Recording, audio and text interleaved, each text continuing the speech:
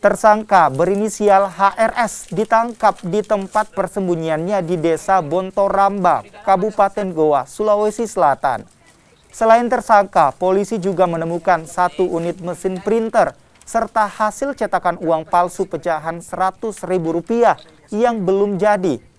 Dari pengembangan, polisi kembali menemukan 3 ponsel dan 36 lembar uang pecahan Rp100.000 palsu siap edar yang disembunyikan di salah satu rumah warga.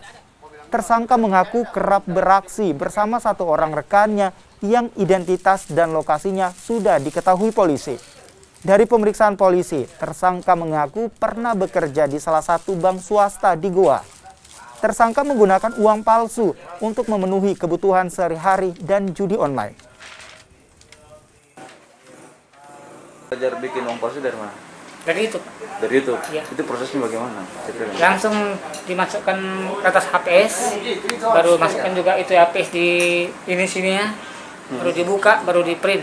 Kau sendiri bikin itu berapa lama prosesnya?